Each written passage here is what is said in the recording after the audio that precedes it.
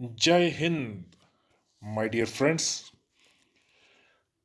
एक अभी हाल ही में जो भारत निर्वाचन आयोग के द्वारा पत्रकारों को पोस्टल बैलेट मतलब डाक के द्वारा मत पत्र भेजने की सुविधा दी गई है। अब इसके लिए क्या करना होगा? दरअसल जिसको भी पोस्टल बैलेट डालना होगा, मतलब वो व्यक्ति जो अपने मतदान क्षेत्र में अनुपस्थित होगा, उसको अब्सेंटी वोटर कहते हैं, उसको सभी आवश्यक विवरण देना होगा रिटर्निंग ऑफिसर के सामने, और एक आवेदन करना होगा कि संबंधित संगठन के द्वारा नियुक्त नोडल अधिकारी से कि इस आवेदन का सत्यापन कर दें प्लीज़।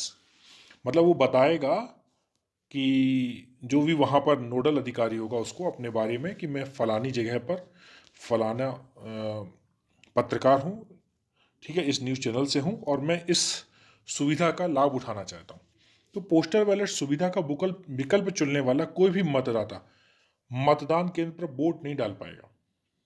ठीक है, तो वर्तमान में कई सारे और भी लोग हैं जिन्हें डाक मतपत्र के माध्यम से वोट डालने की अनुमति है। जैसे किस किस को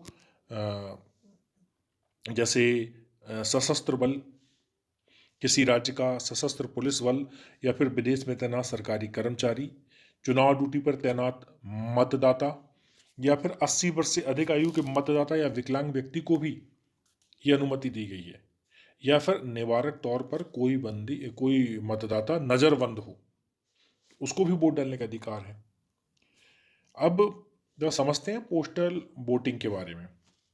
पोस्टल वोटिंग का यूज कुछ सीमित है, और इस सुविधा के माध्यम से जो जो वोटर है वो मतपत्र पर अपनी पसंद अंकित कर और मतगणना से पहले इसे चुनाव अधिकारी के लिए भेजकर दूर से ही मतदान कर सकता है।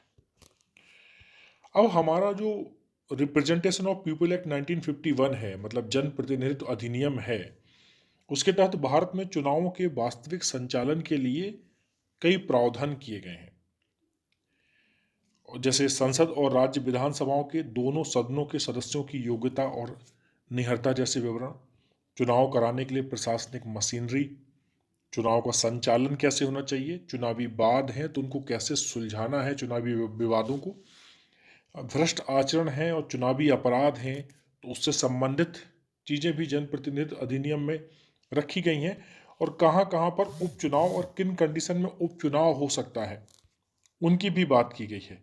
और इसी जनप्रतिनिधित्व अधिनियम में ही ये पोस्टल बैलेट की सुविधा भी प्रदान की गई है, ठीक है, जिसे हम अब्सेंटी वोटर कहते हैं।